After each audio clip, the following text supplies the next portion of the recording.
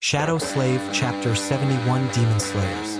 Beneath the wounded carapace demon, Sunny found himself in a precarious spot. With the towering beast using its scythe to prop itself up, Sunny had a brief window of safety. However, the massive limbs surrounding him still posed a serious threat. Each one of those legs had enough power to crush buildings, and at any moment the creature could decide to strike. Still, for a fleeting second, the monster was too unstable to retaliate. It was Sunny's chance. The only rule: don't get directly underneath the demon.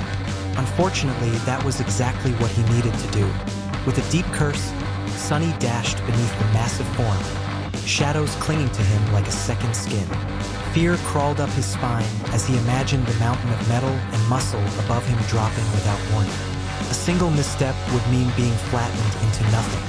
With his nerves taut and heart racing, he pressed forward, blade in hand. His entire focus was on the slightest twitch of the demon's joints, scanning for a telltale sign that the giant was about to collapse. Time seemed to crawl.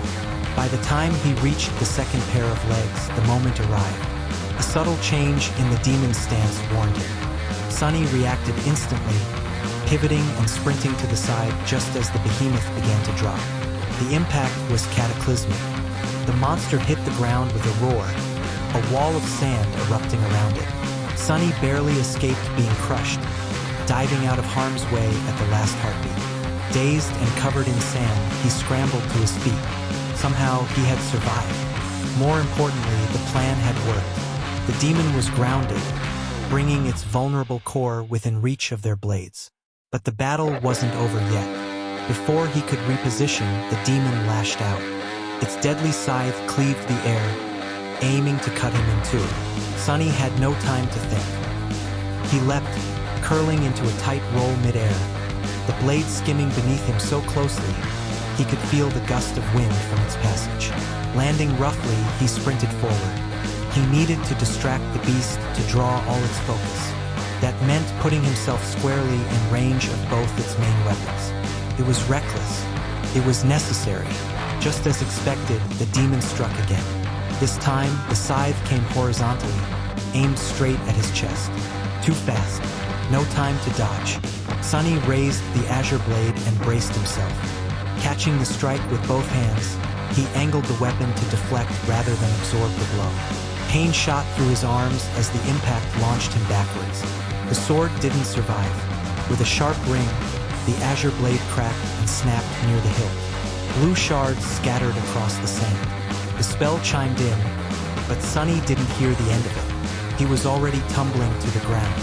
He hit the sand hard, rolling and coming to an aching stop. Wincing, he stood, swaying slightly.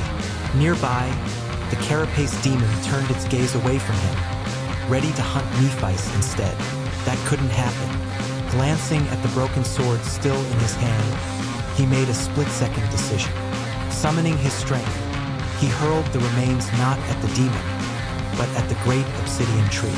The shining memory spun through the air, drawing the demon's burning eye. The threat to the tree captured its attention, halting it just long enough. Before the broken blade could land, it dissolved into a shower of white sparks. The weapon was gone, but the distraction worked. And for Nephice, that moment was all she needed.